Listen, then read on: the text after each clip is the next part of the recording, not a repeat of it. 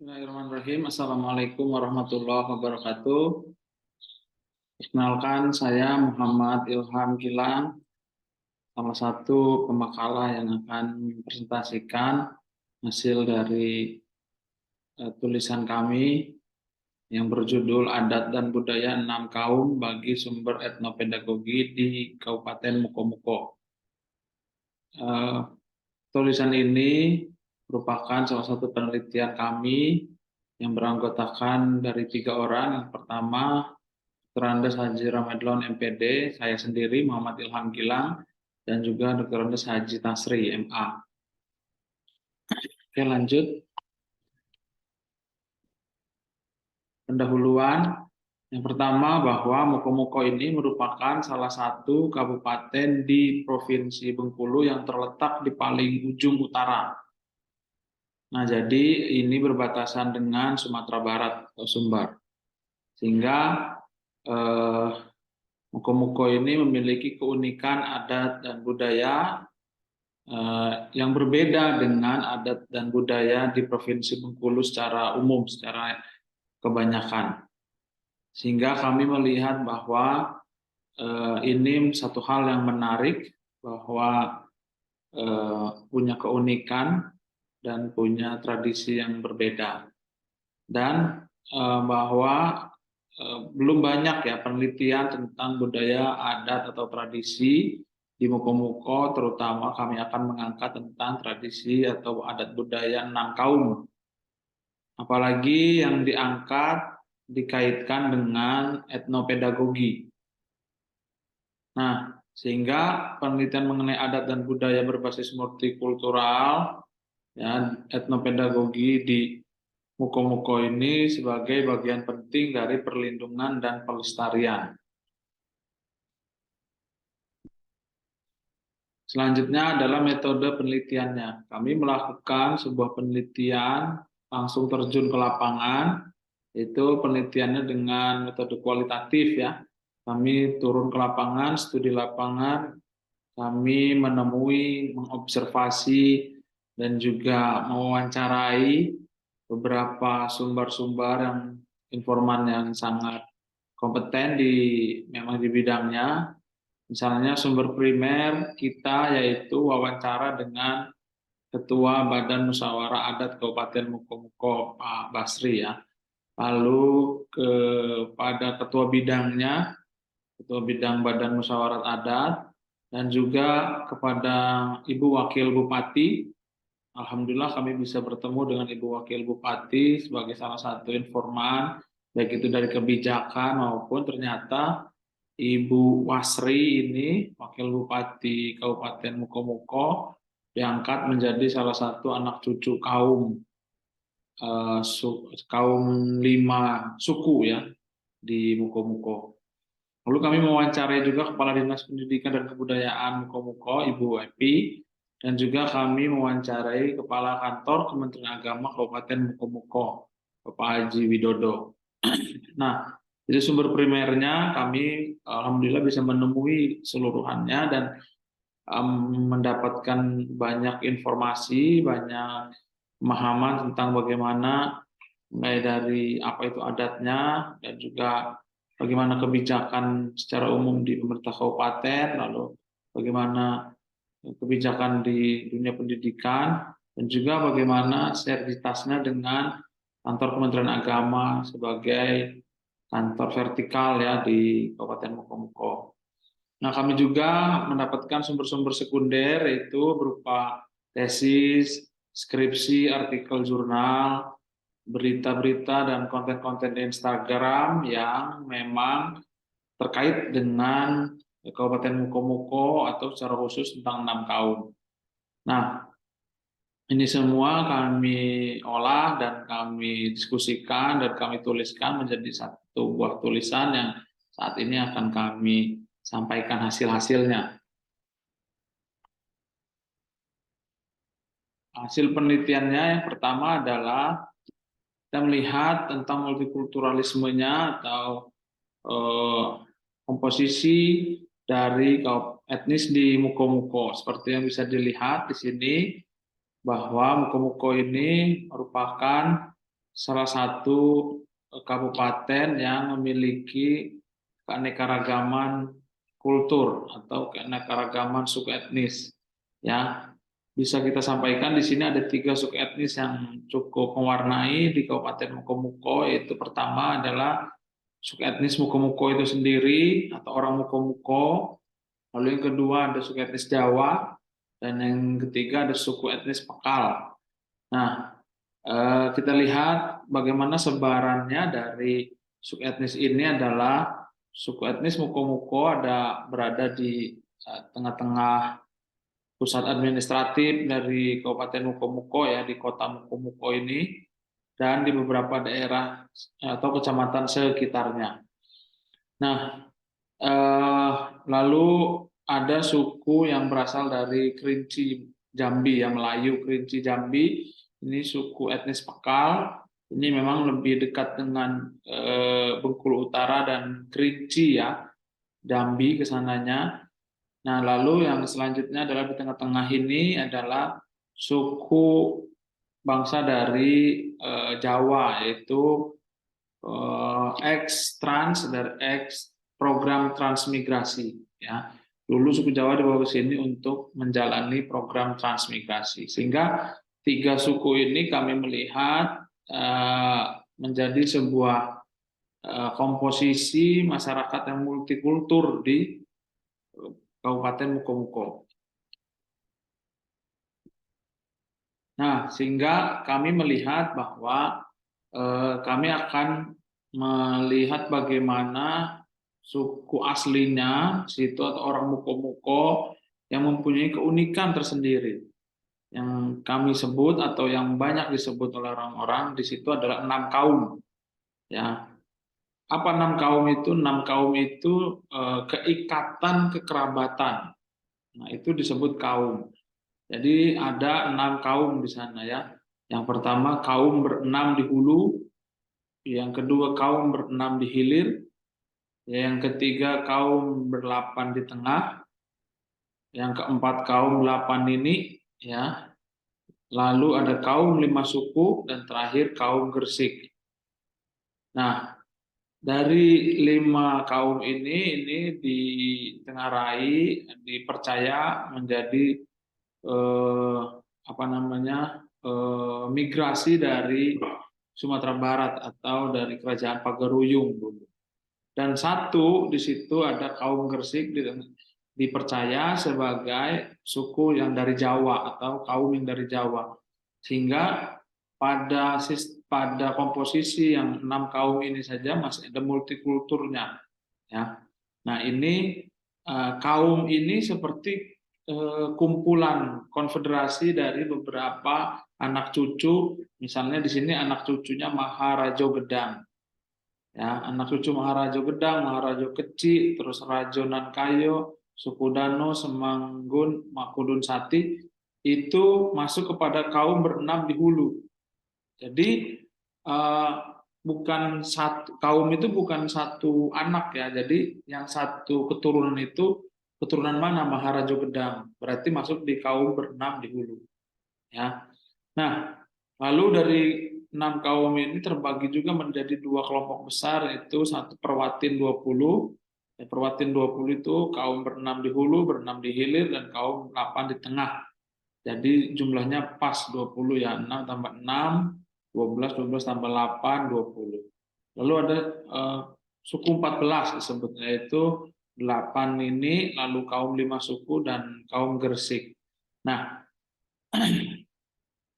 ini menjadi sebuah keikatan kekerabatan kami sebut yang sangat kuat, terutama pada hal-hal yang sifatnya interaksi simbolik, interaksi sosial, interaksi keagamaan, lalu interaksi budaya dan lain sebagainya.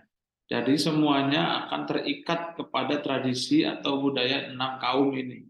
Sehingga ini menjadi keunikan bagaimana tradisi 6 kaum ini menjadi terus-menerus terlestarikan, padahal kalau dilihat ini bukan sebuah suku yang dalam tanda kutip suku primitif dan sebagainya. Ini merupakan satu kearifan lokal yang bisa disebut sebagai kearifan lokal tradisi di Muko-Muko.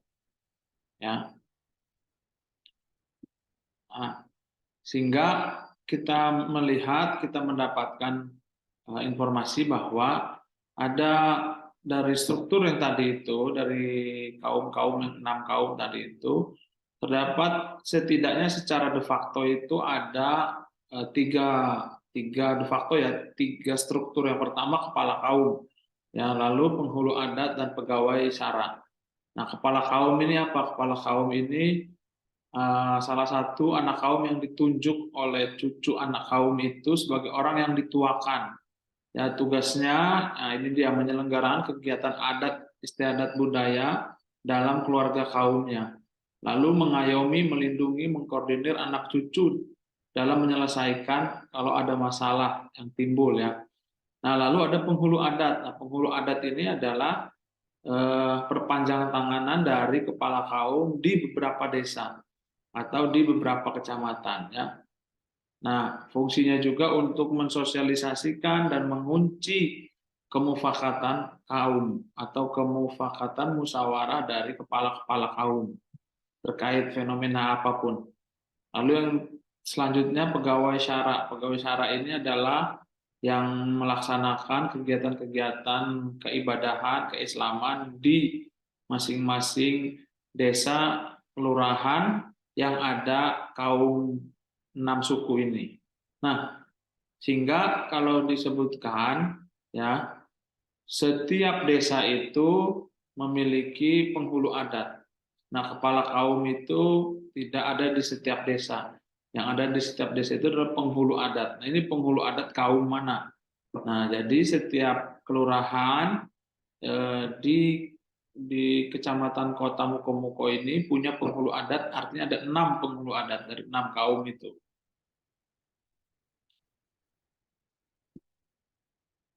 Nah, kami juga melihat bahwa pemerintah kabupaten sudah sangat melestarikan, melindungi begitu ya tentang adat istiadat ini, yang mana dengan terbitnya Perda Kabupaten Muko-Muko nomor 2 tahun 2022 tentang pelestarian adat dan budaya.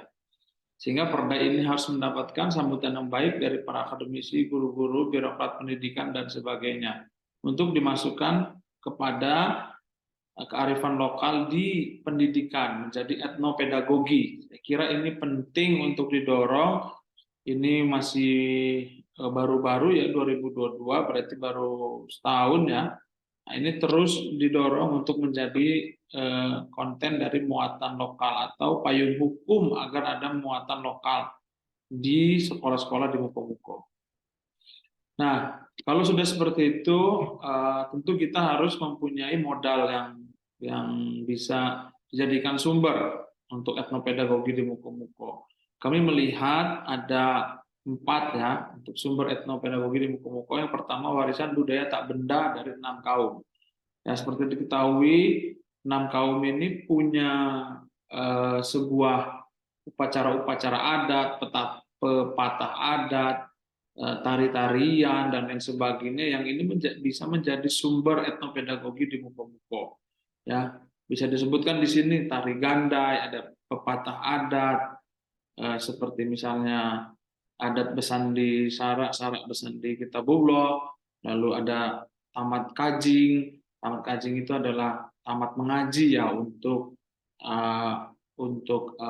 mempelai wanita. Karena di Muko-Muko ini mengambil garis keturunannya ibu matrilineal seperti di Sumatera Barat.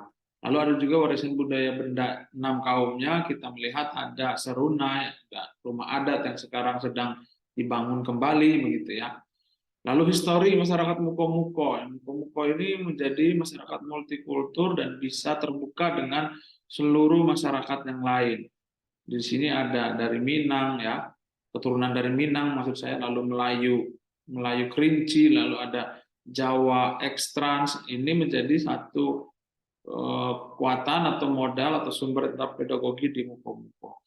Dan yang selanjutnya keyakinan keagamaan di sana, masyarakatnya ada yang ya rata-rata memang Islam ya, lalu tapi ada yang bersandar kepada NU, Muhammadiyah, dan lain sebagainya. Ini menjadi sebuah kearifan ataupun sumber dari etnopedagogi yang harus dijadikan sebuah sumber untuk pembelajaran di sekolah. Nah, ini kita lihat ya, warisan budaya di Moko-Moko ini adalah tari gandai. Nah, ini tari gandai, nah, mana ini ya, nah, sebelah sana tari gandai, ya. Nah, ini warisan budaya bendanya. Warisan budaya bendanya adalah ini alat musik serunai, ya. Alat musik serunai, ketutupan ya oleh saya. Nah, alat musik serunai yang dipegang ini adalah tari gandai. Nah, tari gandai ini tari persembahan untuk persembahan misalnya tamu yang datang dan sebagainya, dan serunai ini adalah alat untuk meniup di apa namanya musik dari gandai ini. Nah, lalu warisan budaya tak benda yang lain adalah tamat kajing atau tamat kaji. Nah, jadi kalau di Moko-Moko itu huruf terakhirnya itu seperti di Makassar ya, bertambah jadi eng, jadi tamat kajing gitu. Nah, ini adalah mempelai wanita ketika akan menikah, jadi dia harus menamatkan khatam Quran ya. Nah, ini sama kami lihat ini warisan budaya bendanya ya, yaitu sebuah pohon baringin induk bako. Induk bako ini adalah keluarga dari mempelai wanita di pihak perempuan ya. Jadi keluarga wanita yang perempuannya begitu, misalnya bibinya atau uak perempuannya ini membawa pohon beringin berisi uang begitu untuk persembahan. Nah, jadi kami menyimpulkan bahwa Moko-Moko ini merupakan salah satu bentuk masyarakat multikultur, ya, yaitu yang terjadi di sana yang menjadi berkesinambungan di sana adalah kultur Minang, kultur Melayu Jambi, dan kultur Jawa eks transmigran. Nah, lalu kita melihat bahwa 6 kaum pada upacara tradisi perkawinannya atau upacara-upacara yang lebih kepada kebahagiaan itu lebih bernuansa tradisi lokalnya yang tinggi dan keislamannya yang tidak terlalu dominan gitu ya. Nah, lalu ketika 6 kaum atau tradisi 6 kaum ini pada tradisi musibah yang bernuansa keislamannya tinggi, sedangkan yang tradisinya itu tidak terlalu tinggi, ya, tidak terlalu dominan. Nah, kami melihat juga bahwa budaya dan adat tradisi 6 kaum di Moko-Moko ini sangat berarti bagi sumber etnopedagogi ya di Moko-Moko. Nah, lalu Moko-Moko ini punya warisan budaya tak benda yang berlimpah, dan Moko-Moko ini perlu memaksimalkan mengangkat budaya atau warisan budaya benda yang tersedia di masyarakat.